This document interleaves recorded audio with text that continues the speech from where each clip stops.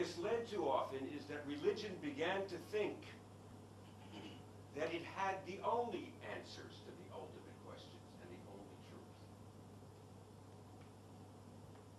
The sense of ownership of God, of the deity, led to the degradation and denigration of all other truths, and thus to a struggle for power and control of truth. What got lost in the struggle to spread the truth is the initial goal of religion, which was to provide ultimate answers to ultimate questions and provide people with a way of making the universe a continuation of God's creativity. What got lost as we took control of the truth was that there might be other legitimate systems and insights for living in harmony with God. What got lost in this process of ownership is considering that my way and my insight is right for me, but another system might be right for another culture, another language, another people, another way of human thought.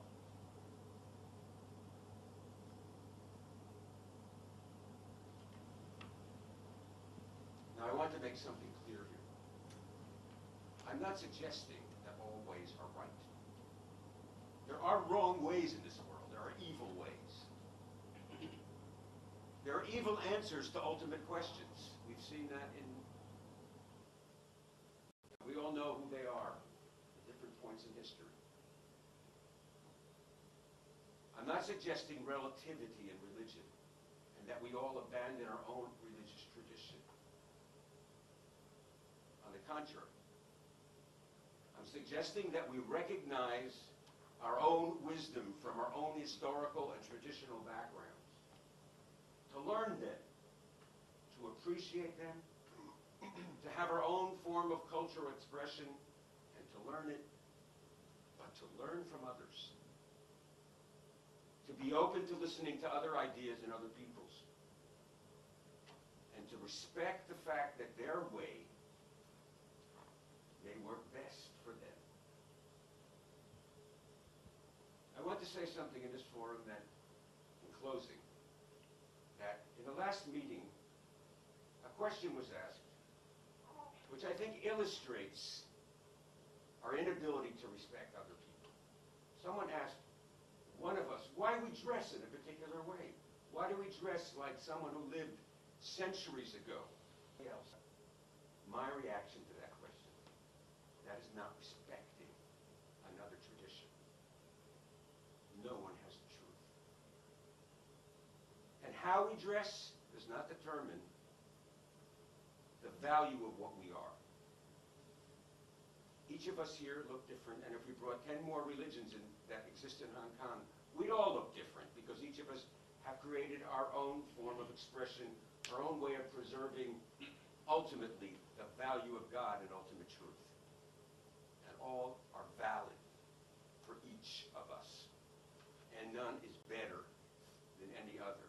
And none should be challenged to be. There is no right answer. There is the search for God and the deity. And I conclude by reading something. For me, the demand of our time, when we are witnessing again religious wars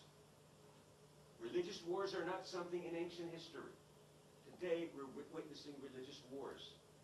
And it attempts to control other people by demanding that a particular way is exclusively correct. Our demand of today is to deepen our understanding of our own religious tradition, while at the same time learning to respect other religions as valid. Valid as ways to God, the deity, and valid as living in harmony with God's creation. In short, I close with the words of one of the prophets of the Jewish Bible, the prophet Micah, who said, "What does God demand of us? To do justice, to love mercy,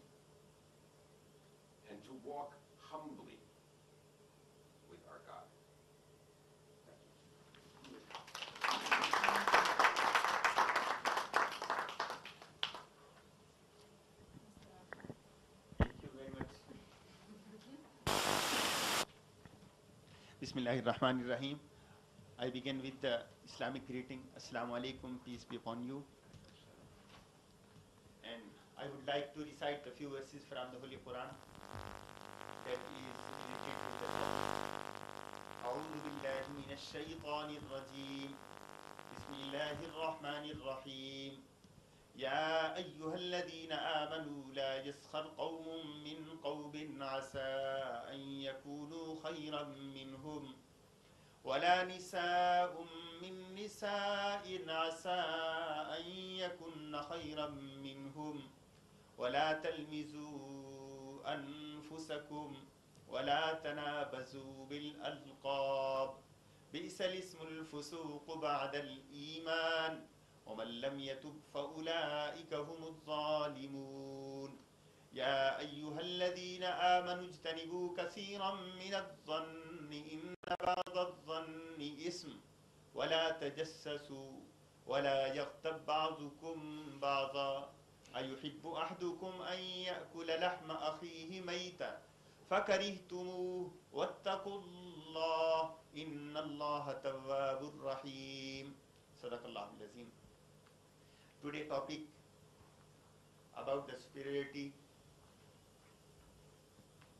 as Rabbi Demin has told, and it is not different with the Islamic point of view. If you go through the Bible or Quran, you will find the first problem, the first fasad, mischief was based on this concept of the superiority. When Allah subhanahu wa ta'ala, God has created Adam, the first man, and all the angels were told to make the sajda before him, then it was Shaitan who told, I am the superior than Adam. And he ignored the order of God. Then he declared himself superior than the new creation, new created Adam, human being.